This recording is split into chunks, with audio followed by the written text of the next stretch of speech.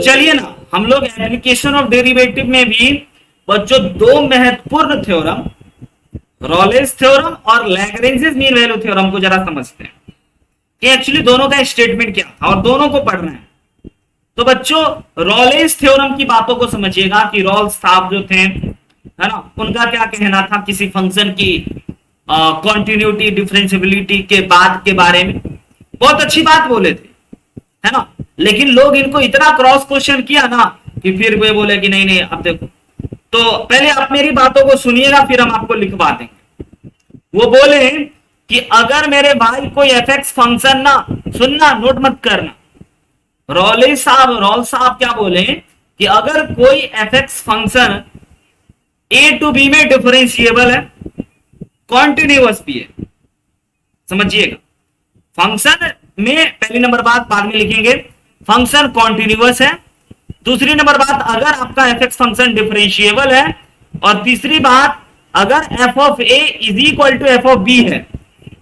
समझना, function continuous, function differentiable और इतना तीन उन्होंने शर्त रखा कि अगर कोई फंक्शन कॉन्टिन्यूअस हो, डिफरेंशिएबल हो और एफ ऑफ ए बराबर एफ ऑफ बी हो, यानी कि ये वाला हाइट है ना, यहां से यहां तक की हाइट, यहां से यहां तक की हाइट अगर इक्वल, ये वाला हाइट इक्वल, ठीक है, तो उन्होंने बोला कि अगर ऐसा हो तो there must be at least one point at x equal to C such that F dash C equal to 0। नहीं समझे बात? मतलब उन्होंने बोला कि अगर फंक्शन, चलो चेक करो कॉन्टिन्यूअस है, बच्चा लोग बोला हाँ है, फंक्शन डिफरेंशिएबल है तो हाँ है, एफ ऑफ ए बराबर एफ ऑफ बी है तो हाँ है। तो रॉले साहब ने बोले कि कम से कम, ज्यादा से ज्यादा नहीं भाई, माफ करना, कम से कम एक पॉइंट ए और बी के बीच में एक ऐसा होगा सी जहां पे एफ डैश सी ना 0 हो जाए। आई बात समझ में? एक पॉइंट, बोलो समझे कि नहीं समझे? स्टेटमेंट जयंत, स्टेटमेंट आया समझ में? उनका स्टेटमेंट क्या था एग्जैक्टली, फिर लिखा देते हैं बाद में। स्टेटमेंट याद रखना होगा दोनों थ्योरम का कि दोनों महान लोगों का क्या कहना था। इनका कहना था फंक्शन अगर continuous differentiable F of A बराबर एफ ऑफ बी, तो ए और बी के बीच में कोई एक ऐसा पॉइंट होगा, बीच में कोई ऐसा पॉइंट होगा सी जहां पे अगर हम लोग उसका डिफरेंशिएशन करें ना, डेरिवेटिव करें ना, तो वह 0 हो जाएगा, और कम से कम एक ऐसा हो। फिर लोग बोला ज्यादा से ज्यादा, तो बोला देखो भाई एक फोटो देखना। एक फोटो में लोगों ने बोला कि ठीक है सर, हम मान के चल लेते हैं हमारा कोई एक फंक्शन हम आपको ले रहे हैं, है ना, यहां पे हम ए ले रहे हैं, यहां पे बी ले रहे हैं। उनको देखना क्रॉस क्वेश्चन कितना परेशान किया, है ना, लोग सब पूछने लगे। तो उन्होंने अपनी बात पहले ही बोल दी थी। उन्होंने बोला कि अगर कोई फंक्शन ए से बी तक में कॉन्टिन्यूअस है तो लीजिए हम कॉन्टिन्यूअस दे रहे हैं, और हाँ डिफरेंशिएबल भी है। ठीक है भैया, ये फंक्शन हमारा कॉन्टिन्यूअस है और डिफरेंशिएबल है ना। तो यहां पे तो सर ऐसा अनेकों पॉइंट होगा। एक ये पॉइंट होगा जहां पे इसका डेरिवेटिव 0 होगा, एक ये पॉइंट होगा जहां पे इसका डेरिवेटिव 0 होगा। डेरिवेटिव 0 का मतलब स्लोप ऑफ टेंजेंट। और एक ये पॉइंट होगा जहां पे इसका डेरिवेटिव 0 होगा, और एक ये पॉइंट होगा जहां पे इसका डेरिवेटिव होगा। तो लोग बोला कि रॉले साहब आप तो गलत हो गए। बोले कि नहीं, हम गलत कहां हुए, हम तो बोले थे कि एटलीस्ट कम से कम एक पॉइंट तो ऐसा पक्का ही होगा। हम ज्यादा से ज्यादा के बारे में थोड़ी बोले थे। फिर रॉले साहब, लैग्रेंज साहब आए और उसके और अच्छे से बताएं। तो दोनों थ्योरम ना बहुत ही अहम है ना, फंक्शन की डिफरेंशियबिलिटी, कॉन्टिन्यूटी और इन सब के आधार। तो पहले हम आइए आपको ये बात दिखा गए, है ना। तो यहाँ पे लोगों ने इनको टांग खींचना शुरू कर दिया कि भाई दो जगह पे कैसे, या तो हमको दिख रहा है एक पॉइंट यहाँ, एक पॉइंट यहाँ, एक पॉइंट यहाँ, एक पॉइंट यहाँ, हमको तो ऐसा ऐसा 5 दिख रहा है। फिर उन्होंने बोला कि देखो देखो मेरे शब्दों पे ध्यान दो, हमने क्या बोला था कि एटलीस्ट 1, हम एटमोस्ट 1 थोड़ी बोले थे। बोला ठीक है, अच्छी बात है। तो आइए पहले हम इनके स्टेटमेंट को आपको अच्छे से लिखा देते हैं ताकि आपको ये रॉलेस थ्योरम का स्टेटमेंट क्या है, व्हाट इज रॉलेस थ्योरम, है ना, क्या है ये थ्योरम, ये आपको बच्चों आना चाहिए। और याद रखना क्योंकि बोर्ड एग्जाम में इसके भी क्वेश्चन आते हैं, और यहाँ असली क्वेश्चन तो रूट थ्योरी पे आता है। ठीक है, कम से कम रॉलेस थ्योरम को ही समझना गौर फरमा करके। तो उन्होंने बोला कि y is equal to F X, y is equal to F X function है इन a टू b, जिसका ग्राफ हम यहां पे दे चुके हैं, है ना। a टू b में ही फंक्शन को देखना है, a से b के बीच में ही ओपन इंटरवल, है ना, close interval sorry, such that point number A उन्होंने बोला कि भैया फंक्शन इज कॉन्टिन्यूअस। तो एक्चुअली लोगों को यह बात ना बुरा लगने लगा कि सर जितना बड़ा आपका रूल है ना, उससे ज्यादा तो आपका कंडीशन है ना। Condition number 1 function must be continuous. Condition number उन्होंने 2 रख दिया कि भाइयों बहनों फंक्शन को डिफरेंशिएबल भी होना पड़ेगा। लोग यहां तक भी मान रहा था कि ठीक है, अगर हम लोग डेरिवेटिव की बात करेंगे तो ऑब्वियस सी बात है फंक्शन इज कॉन्टिन्यूअस और फंक्शन इज डिफरेंशिएबल होना पड़ेगा। तीसरी बात ना लोगों को बड़ा खराब लगा, बोल दिए साहब कि भाई एफ ऑफ ए ना एफ ऑफ ई के बराबर ही होना चाहिए। यही बात अच्छा नहीं लगा। अब हर बार ये पॉइंट जितना दूरी पे है ना बाबू, ये वाला एफ ऑफ ए, उतना ही दूरी पे ये भी होना चाहिए। अब हर बार ऐसा जरूरी नहीं होता, इसीलिए यह थ्योरम उतना ज्यादा मायने रखा, तभी तो आप पढ़ रहे हो इस क्लास में। लेकिन उस समय में इसको बच्चों एक और अच्छे तरीके से एक आदमी बोल दिया लैग्रेंज मीन वैल्यू थ्योरम, है ना, लैग्रेंज साहब। तो इसलिए दोनों थ्योरम पढ़ना आपने। अच्छा, तो उन्होंने 3 बात बोला भाई, ठीक है, अब ठीक है, अब समझते हैं बात सर। अगर F X function A to B continuous है, डिफरेंशिएबल है और एफ ऑफ ए बराबर एफ ऑफ बी है, देन बच्चों देन नोट करने वाले सबसे इंपॉर्टेंट बात, अकॉर्डिंग टू, है ना, रॉलेस थ्योरम या रॉल्स थ्योरम या रॉलेस थ्योरम, कुछ भी बोलिए, प्रोनाउंसिएशन पे मत जाना। रॉलेस थ्योरम, इसी को प्यार से आरएमवीटी भी कहा जाता है, रॉलेस मीन वैल्यू थ्योरम, है ना। तो अकॉर्डिंग टू, ठीक है बच्चों, according to Rolle's theorem there must be समझना, एट लीस्ट, एक इंपॉर्टेंट बात है ये, एट लीस्ट वाला point important, at least 1 point at x equal to c, और जहां पे ये बता दिया कि बच्चों सी जो होगा वह ए टू बी ही होगा, है ना, such that f dash c is equal to 0। F dash c याद रखिएगा, यानी कि उसका डिफरेंशिएशन जो होगा वह सी पे 0 हो जाएगा, और सी जो होगा ए और बी के बीच में होगा। बताइए बच्चों, क्या रॉलेस थ्योरम की स्टेटमेंट समझ में आई? पूरा किताबी भाषा नहीं है, एकदम शानदार भाषा में आपको बताएं। सक्षम आया समझ में रॉल्स थ्योरम, है ना? कि उनका एग्जैक्टली स्टेटमेंट क्या था, फिर उनका स्टेटमेंट बड़ा अच्छा था ना, फिर लोगों ने क्रॉस क्वेश्चन किया ना, तो उसको भी उन्होंने डील कर दिया था ना कि भैया हम बोले थे एटलीस्ट। अब ए टू बी में हम आपको एक बार फिर से वही ग्राफ दिखा देते जो अभी कुछ देर पहले दिखाए। ए टू बी में एक ऐसा फंक्शन दिखाते हैं जो यहाँ पे एफ ऑफ ए बराबर एफ ऑफ बी ही कर देते हैं, यस, और कुछ इस प्रकार से बच्चों दिखाते हैं।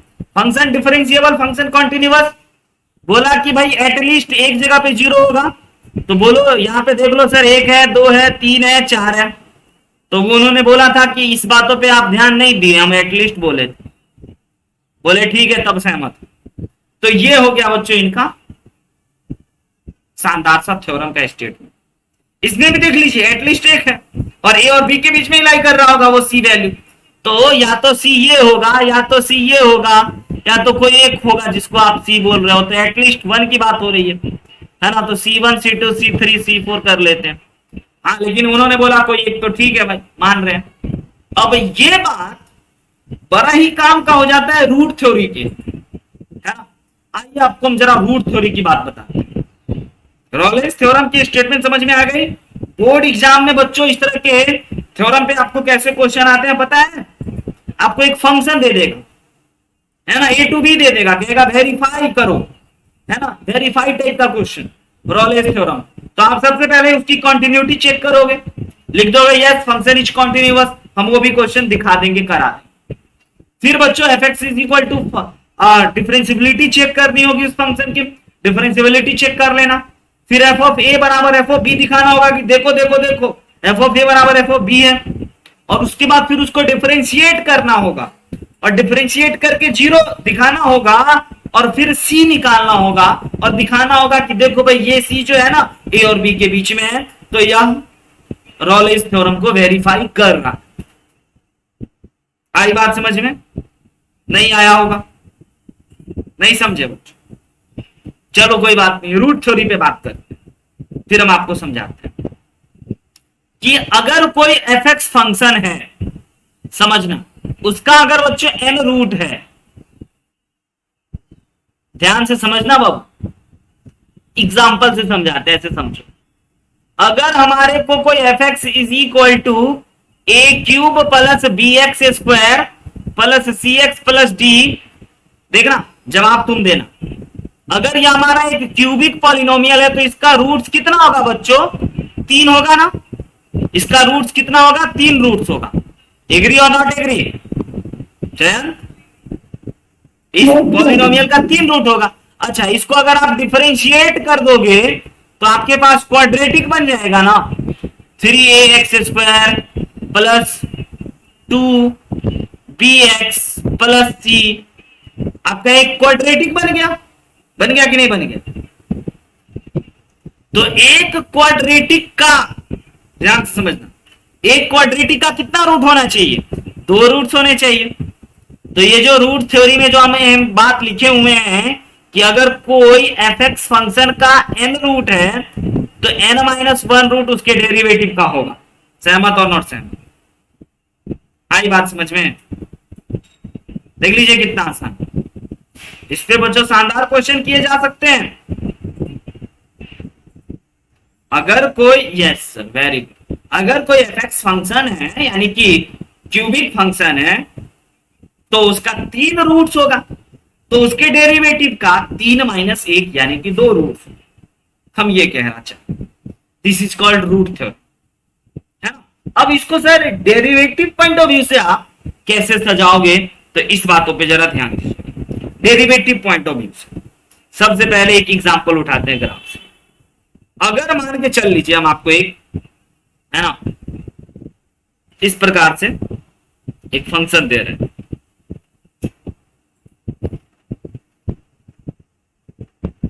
और ये फंक्शन कुछ इस प्रकार से। तो यहां पे बच्चों ये हमारा अगर एफ एक्स फंक्शन है तो आप में से हर लोग जानते हैं कि इस पॉइंट पे सर एफ एक्स 0 होगा और इस पॉइंट पे सर एफ एक्स 0 होगा। यहां पे एफ एक्स 0 होगा, यस, एफ एक्स यहां पे 0 होगा ना बाबू। तो इस पॉइंट को मान लेते हैं ए, इस पॉइंट को मान लेते हैं बी। एफ डैश एक्स कहां पे 0 होगा जयंत बताओ तो? एफ एक्स तो यहां 0 होगा जहां पे वो एक्स एक्सिस को कट कर रहा है। एफ डैश एक्स कहां पे 0 होगा? Any idea? तो सर जिस पॉइंट पे, ध्यान नहीं दे रहे हो शायद तुम लोग, जिस पॉइंट पे सर टेंजेंट ड्रॉ करो और टेंजेंट एक्स एक्सिस के पैरेलल हो जाए, यानी कि स्लोप ऑफ टेंजेंट सर 0 हो जाए। समझ रहे हो? स्लोप ऑफ टेंजेंट 0 हो जाए यानी कि इस पॉइंट पे है ना हमारा एफ डैश एक्स 0 हो जाएगा। तो फिर से हम आपको रूट थ्योरी की बात याद दिलाते, एफ एक्स जो है ना वो 2 जगह पे 0 हो रहा है, यानी उसका अगर 2 जीरोस है तो एफ एक्स जो है बच्चों एक ही जगह पे 0 हो जाएगा, यानी एफ डैश का एक ही 0। आ रही बात? नहीं बोल रहे हैं जयंत, लीव कर चुका है मतलब फोन रख करके भाग गया। बोलो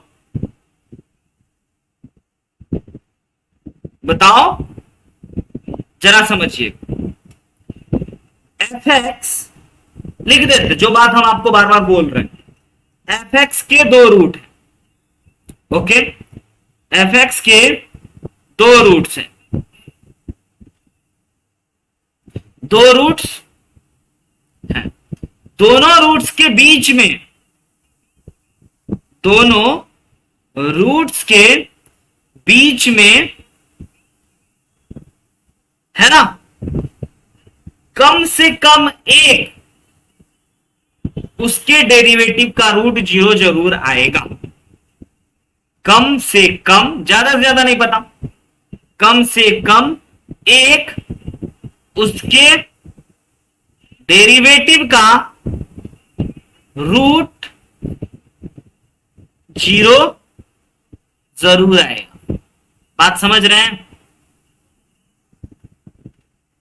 ये वाला फंक्शन में दो जगह पे fx 0 हो रहा है ना, तो कम से कम एक जगह होगा जहां पे 0 आएगा। सर ज्यादा से ज्यादा आप नहीं बोल रहे, आप कम से कम बोल रहे हैं। बोले हाँ, ज्यादा से ज्यादा में आप ऐसे देख लो सक्षम, ऐसा कोई फंक्शन हुआ तो ये देखिए, ये तो दो जगह पे हो गया, और इसमें ज्यादा से ज्यादा 1 2 3, यानी ज्यादा से ज्यादा 3 भी हो सकता है, 4 भी हो सकता है, लेकिन हम कम से कम की बात किए। सहमत? आ रही बात समझ में? चलिए जरा हम आपको दूसरा एग्जाम्पल समझाते हैं। दूसरा एग्जाम्पल समझिए। अब आप हमें बताना एफ और उसके डेरिवेटिव का रूट्स के बारे में।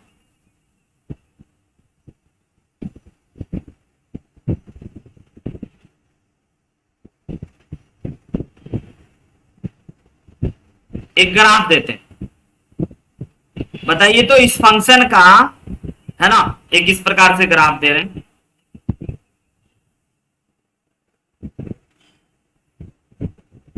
हाँ बताइए, इस फंक्शन का, ये एफ एक्स फंक्शन का रूट कितना होगा? ये एफ एक्स फंक्शन है, तो एफ एक्स का रूट कितना होगा बताओ, गिन के। एफ एक्स का रूट 3 होगा। 3 होगा कि 4 होगा बाबू? एफ एक्स का एक ये, एक ये, और एक ये, और एक ये।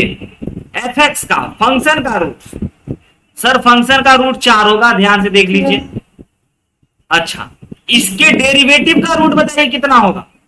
तो डेरिवेटिव यानी कि ये सर 3 होगा। ये होगा 3 होगा, राइट है? इसके डेरिवेटिव का रूट 3 होगा। यस, तो एफ डैश का रूट, यही हम आपको बता रहे हैं कि एफ डैश का रूट ना 3 हो गया। तो यही हमारा रूट थ्योरी कि अगर एफ एक्स का रूट 4 है तो उसके डेरिवेटिव का रूट 3 होगा, 4 - 1, है ना? यस, 4 - 1। लेकिन एट लीस्ट की बात हो रही है, एट लीस्ट, कम से कम। अब एक और एग्जांपल आपको दिखाते हैं, देखिए इसके बारे में बताइए। इस फंक्शन के बारे में थोड़ा अजीबोगरीब टाइप का फंक्शन देते हैं, ए से बी तक में ही।